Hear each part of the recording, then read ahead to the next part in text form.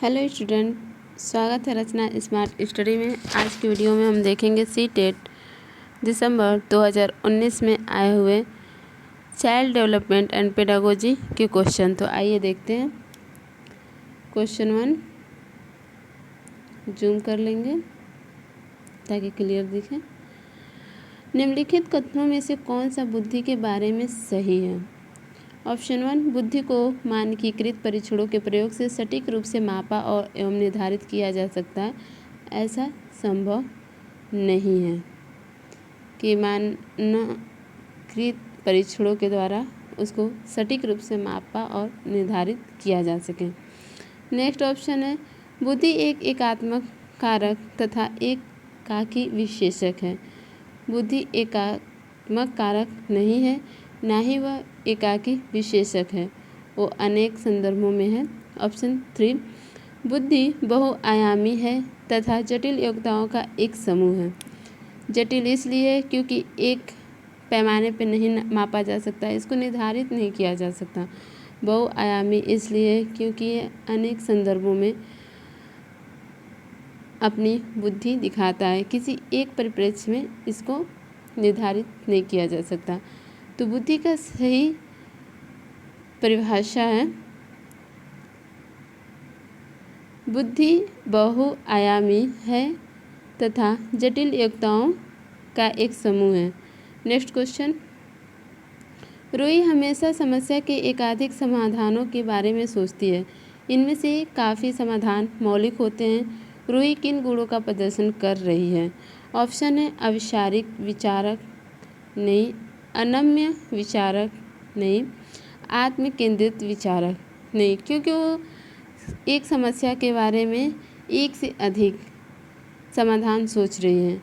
तो वह सृजनात्मक विचारक का प्रदर्शन कर रही है, उसके में सृजनात्मकता है और वह उसका प्रयोग कर रही है अनेक संदर्भों में, अनेक उपायों को बताकर और दृष्टिकोण से देखकर। नेक्स्ट क्वेश्चन, आकलन का प्राथमिक उद्देश्य क्या होना चाहिए? ऑप्शन 1, संबंधित अवधारणाओं के बारे में बच्चों की अस्पष्टता तथा भ्रांतियों को समझना। मतलब आकलन के दौरान प्राथमिक उद्देश्य यही होना चाहिए कि बच्चों की अस्पष्टता और उनकी भ्रांतियों को समझना। अस्पष्टता इसलिए कि वो किस संदर्भ में बहुत अच्छा कर रहे हैं, और भ्रांतियाँ इस संदर्भ में कि कहाँ वो चूक रहे हैं या कहाँ उनको सुधार की ज़रूरत है। तो इस तरह से option 1 is right answer. Next question, एक समावेशी कक्षा में एक शिक्षक को विशिष्ट शैक्षिक योजनाओं को, ऑप्शन है, कभी कभी तैयार करना चाहिए, नहीं, हमेशा ही तैयार रखना चाहिए अपनी शैक्षिक योजनाओं को। नेक्स्ट ऑप्शन है, सक्रिय रूप से तैयार करना चाहिए, यानी कि सक्रियता उसमें होना चाहिए ताकि बच्चे प्रोत्साहित हो, उत्साहित हो और बड़े ही लगन से शैक्षिक योजनाओं को वो अपनाएं और शिक्षक प्रशिक्षण क्रिया चलती रहे। नेक्स्ट क्वेश्चन, पठन वैफल्य बच्चों के प्राथमिक लक्षण क्या हैं? पठन वैफल्य का मतलब है पठन अधिगम अक्षमता वाले बच्चे के प्राथमिक लक्षण क्या हैं? तो ऑप्शन देखेंगे, अब सारी चिंतन, पढ़ने में धारा प्रवाहितता। तो पठन वैफल्य होगा तो वो अब सारी चिंतन नहीं कर पाएंगे और नई धारा प्रवाहित होकर के पढ़ सकते हैं। नेक्स्ट ऑप्शन, धारा प्रवाह पढ़ने की अक्षमता, यानी कि वो धारा प्रवाह पढ़ने में सक्षम नहीं होंगे, वो रुक के अटक के या कुछ अक्षरों के कट पिट के पढ़ पाएंगे। तो ऑप्शन 2 इज राइट आंसर।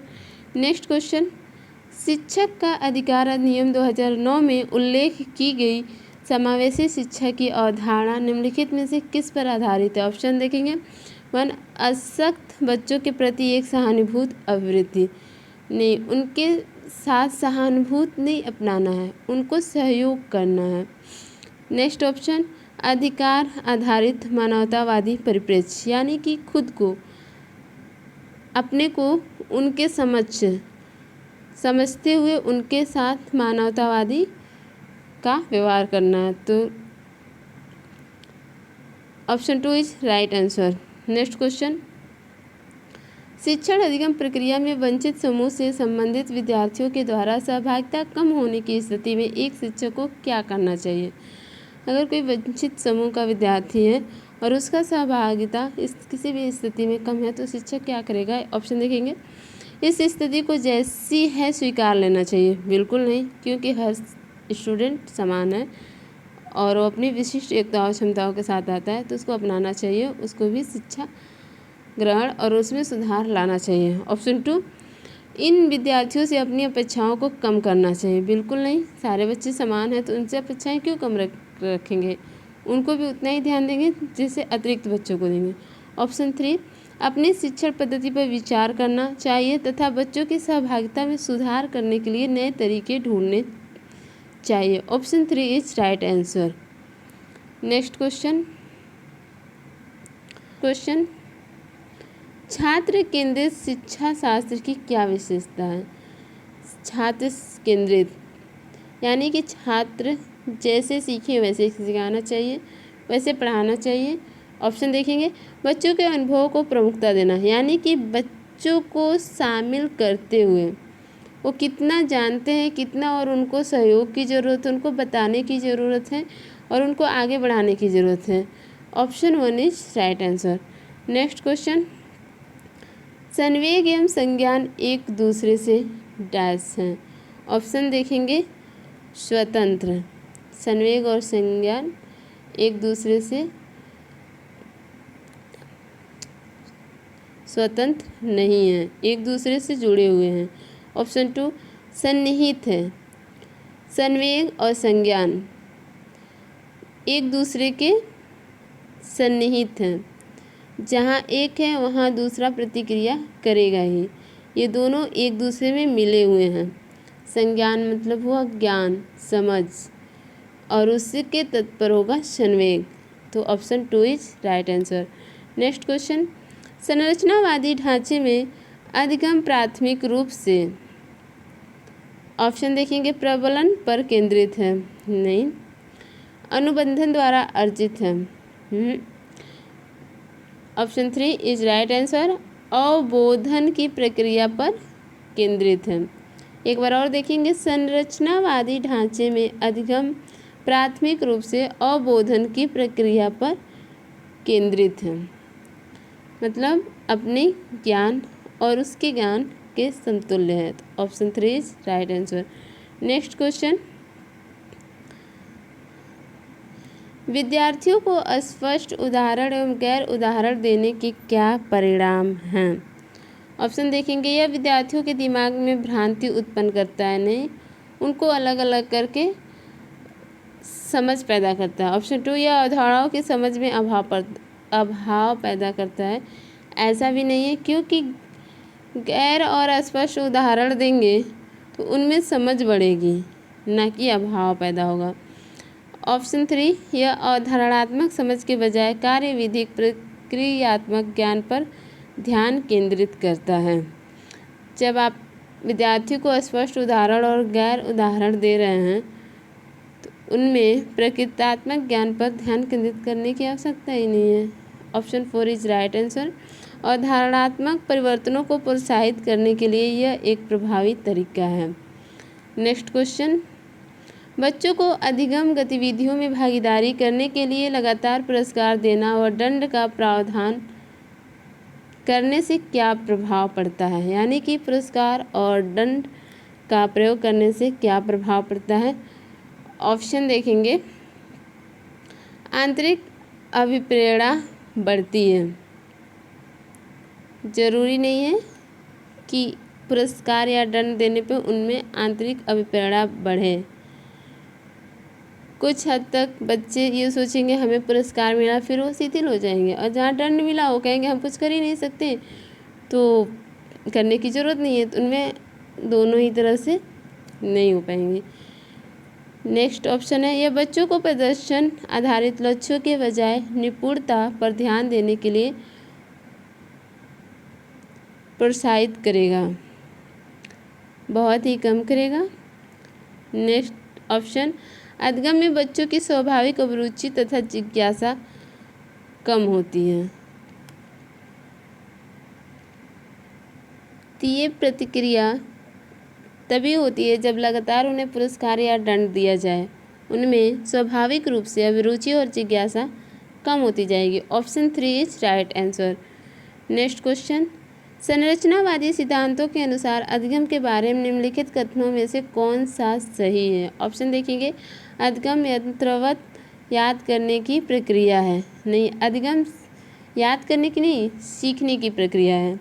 अधिगम आवृत्तीय संबंध के द्वारा व्यवहारों का अनुबंधन है। आवर्ती नहीं, सहज रूप से संबंधों के व्यवहारों का अनुबंधन है।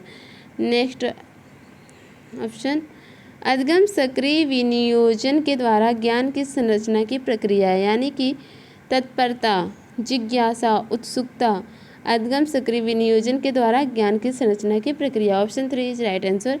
नेक्स्ट क्वेश्चन देखेंगे, शिक्षक बच्चों की जटिल अवधारणाओं की समझ को किस प्रकार सहज कर सकते हैं? ऑप्शन देखेंगे, प्रतियोगितात्मक अवसरों की व्यवस्था करके। नेक्स्ट ऑप्शन, बार बार यांत्रिक अभ्यास के द्वारा। अन्वेषण एवं परिचर्चा के लिए अवसर उपलब्ध करा के। क्वेश्चन देखेंगे दोबारा से, शिक्षक बच्चों की जटिल अवधारणाओं की समझ को किस प्रकार सहज कर सकते हैं, यानी कि उसका समाधान किस प्रकार कर सकते हैं? तो वह है ऑप्शन 3 इज राइट आंसर। अन्वेषण एवं परिचर्चा के लिए अवसर उपलब्ध करा के। कोई समस्या का समाधान करना है तो उनको खोजबीन करने के लिए उन्हें अन्वेषित करेंगे, यानी कि अन्वेषण का मतलब है खोजबीन करना और परिचर्चा का मतलब है चर्चा करना। ग्रुप में चर्चा किए हुए अवसर उपलब्ध कराने से उनके समस्या का समाधान हो जाएगा। नेक्स्ट क्वेश्चन, एक प्राथमिक विद्यालय की अध्यापिका बच्चों को एक प्रभावशाली समस्या समाधानकर्ता बनाने के लिए किस प्रकार से प्रोत्साहित कर सकती है? ऑप्शन है, केवल प्रक्रियात्मक ज्ञान पर बल महत्व देकर। नहीं, उनको हर तरह से सहज माहौल देकर के समस्या समाधान किया जा सकता है। गलत उत्तरों को अस्वीकार करके एवं दंडित करके। तुरंत ही उसे अस्वीकार करना और दंडित करना उनको नकारात्मकता की ओर ले जाएगा। नेक्स्ट ऑप्शन, बच्चों को सहजानुभूत अनुमान लगाने के लिए प्रोत्साहित करके तथा उसी प्रकार आधारित विचार मंथन करके, यानी कि जो समस्या है उसको सहजानुभूत तरीके से सॉल्व करने के लिए प्रोत्साहित करेंगे और वैसा ही एक और प्रॉब्लम क्रिएट करेंगे ताकि उस पर विचार मंथन करें और उसका समाधान कर सकते हैं। तो आंसर 3। नेक्स्ट क्वेश्चन, निम्नलिखित में कौन सी प्रथाएं सार्थक अधिगम को बढ़ावा देती हैं? ऑप्शन है, शारीरिक दंड। नहीं, ये अधिगम को बढ़ावा नहीं देती हैं। सहयोगात्मक अधिगम पर्यावरण, ये बढ़ावा देती हैं। सतत एवं समग्र मूल्यांकन, ये भी अधिगम को बढ़ावा देती हैं। निरंतर तुलनात्मक मूल्यांकन, बार बार तुलना करने से इंसान खिन्न हो जाता है और उसमें नकारात्मकता आ जाती है, तो वह सार्थक रूप से अधिगम को बढ़ावा नहीं दे पाता। ऑप्शन 2 एंड 3 राइट है। नीचे देखेंगे, option 1 is right answer. Next question, निम्नलिखित में से कौन सा विकास का सिद्धांत नहीं है? ऑप्शन देखेंगे, विकास परिवर्त्य होता है, ये सही है, क्योंकि विकास जैसा पर्यावरण होगा उसके संतुलित विकास होता रहेगा। विकास आनुवंशिकता एवं पर्यावरण दोनों के द्वारा प्रभावित होता है, ये भी सही है। ऑप्शन 3, विकास सार्वभौमिक है तथा सांस्कृतिक संदर्भ इसे प्रभावित नहीं करते। विकास सार्वभौमिक तो है पर इसको सांस्कृतिक संदर्भ भी प्रभावित करते हैं। तो ऑप्शन 3 विकास का सिद्धांत नहीं है। Option 3 is right answer according to question. Option 4 विकास के सिद्धांत के समतुल्य है, तो विकास जीवन पर्यंत होता रहता है। नेक्स्ट क्वेश्चन, व्यक्तिक विभिन्नताओं का प्राथमिक कारण क्या है? ऑप्शन देखेंगे, जन्मजात विशेषताएं, पर्यावरणीय प्रभाव। Option 3 is right answer. आनुवंशिकता एवं पर्यावरण के बीच जटिल पारस्परिक क्रिया है, यानी कि व्यक्तिक विभिन्नता जो है वो सिर्फ जन्मजात या फिर पर्यावरण किसी एक पर निर्भर नहीं है, वो दोनों पे ही है। आनुवंशिकता भी है और पर्यावरण भी है, जिससे व्यक्ति में विभिन्नता पाई जाती है। नेक्स्ट क्वेश्चन, निम्नलिखित में कौन सा द्वितीयक समाजीकरण एजेंसी का उदाहरण है? ऑप्शन है परिवार एवं मीडिया। तो यहाँ मीडिया तो द्वितीयक है पर परिवार प्राथमिक है। ऑप्शन 2 विद्यालय एवं media. Option 2 is right answer. Next question,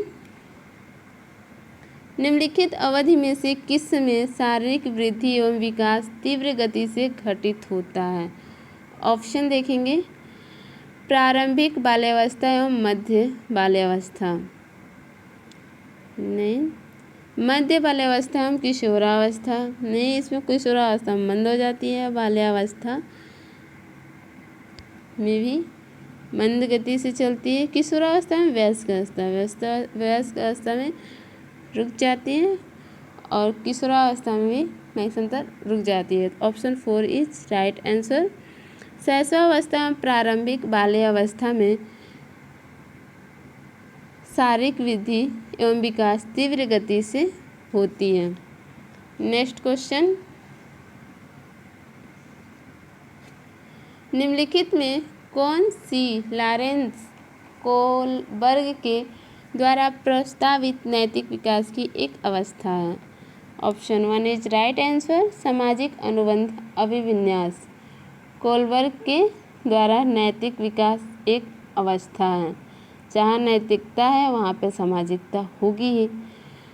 next question, कक्षा में परिचर्चा के दौरान एक शिक्षक प्रायः लड़कियों की तुलना में लड़कों पर अधिक ध्यान देता है, यह किसका उदाहरण है? तो ये उदाहरण है जेंडर पहचान, नहीं, जेंडर समरूपता बिल्कुल नहीं, जेंडर समरूपता हो नहीं होगा। 4 जेंडर पक्षपात, यहाँ पे शिक्षक पक्षपात कर रहा है एक जेंडर के प्रति। नेक्स्ट क्वेश्चन, बच्चों में जेंडर रूढ़िवादिता एवं जेंडर भूमिका अनुरूपता को कम करने के लिए निम्नलिखित में कौन सी पद्धति प्रभावशाली है? जेंडर विशिष्ट भूमिकाओं को महत्व देना। जहाँ जेंडर विशिष्ट भूमिकाओं का महत्व देंगे वहाँ पर भी एक ही जेंडर का रुझान बढ़ेगा जिसकी विशिष्टता होगी। जेंडर पृथक खेल समूह बनाना, इसमें जेंडर को अलग अलग कर दे रहे हैं। जेंडर पृथक बैठने की व्यवस्था करना, इसमें भी अलग किया जा रहा है। जेंडर पक्षपात के बारे में परिचर्चा करना, यानी कि ऑप्शन 4 इज राइट आंसर। पक्षपात के बारे में परिचर्चा करने का मतलब ये हुआ कि उन मुद्दों को क्लास में उजागर करना, उस पर चर्चा करना और बहुत ही सहज ढंग से समानता लाना। नेक्स्ट क्वेश्चन, निम्नलिखित में से किस मनोवैज्ञानिक ने बच्चों को ज्ञान के सक्रिय जिज्ञासु के रूप में देखते हुए उनके चिंतन पर सामाजिक एवं सांस्कृतिक विषय वस्तु के प्रभाव को महत्व दिया है? यहाँ पे सामाजिक और सांस्कृतिक ये दोनों पहलू पर महत्व दिया है लेवी वाइगोत्स्की ने। Option 1 is right answer. Next question, भाषा के अर्जन एवं विकास के लिए सर्वाधिक संवेदनशील अवधि कौन सी होती है? प्रारंभिक बाल्यावस्था। इस अवस्था में बच्चे बहुत ही जल्दी भाषा को अर्जित कर लेते हैं और वे हर भाषा संबंधी गतिविधियों पर ध्यान देते हैं। नेक्स्ट क्वेश्चन, बच्चों को संकेत देना तथा आवश्यकता पड़ने पर सहयोग प्रदान करना निम्नलिखित में से किसका उदाहरण है? संकेत देना, आवश्यकता पड़ने पर सहयोग प्रदान करना, ये उदाहरण है पाठ यानी कि ढांचा। इसका मतलब हुआ कि जो भी संकेत देना है, आवश्यकता पड़ने पर सहयोग प्रदान करना है, वह एक ढांचा के क्रम में होता है। नेक्स्ट क्वेश्चन, निम्नलिखित व्यवहारों में से कौन सा जीन पियाजे के द्वारा प्रस्तावित मूर्त संक्रियात्मक अवस्था को विशेषित करता है? मूर्त संक्रियात्मक अवस्था जीन पियाजे का सिद्धांत है। ये संरक्षण कक्षा समावेशन को विशेषित कर रहा है, क्योंकि मूर्त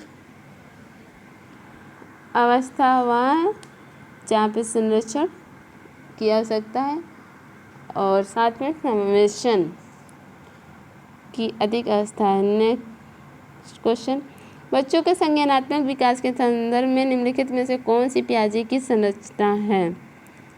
पियाजे की संरचना स्कीमा। ये क्वेश्चन टेट में यूपी टेट में आ चुका है और सी टेट में ये पियाजे की संरचना है स्कीमा। नेक्स्ट क्वेश्चन, जिगसाह पहेली को करते समय 5 वर्ष की नजमा स्वयं से कहती है, नीला टुकड़ा कहाँ है? नहीं, यह वाला नहीं, गाढ़े रंग वाला, जिससे यह जूता पूरा बन जाएगा। इस प्रकार की वार्ता को वाइगोत्स्की किस तरह संबोधित करते हैं? ऑप्शन देखेंगे, जोर से बोलना, नहीं, क्योंकि वो उसको सॉल्व करते हुए कह रही है, स्वयं से कहती है। पाड़, ढांचा, नहीं, ये तो संकेत देना और आवश्यकता पड़ने पर सहयोग करने की स्थिति में है। आत्मकेंद्रित वार्ता, जहाँ पे स्वयं के बारे में सोचा जाए, ये होगा। व्यक्तिगत वार्ता, ये व्यक्तिगत वार्ता है, वो खुद से बात कर रही है, न कि अपने बारे में सोच रही है। स्टूडेंट, अगर हमारी ये वीडियो आपको अच्छी लगी हो तो लाइक करें, सब्सक्राइब करें, शेयर करें और कोई सुझाव देना चाहते हैं तो प्लीज़ कमेंट करें।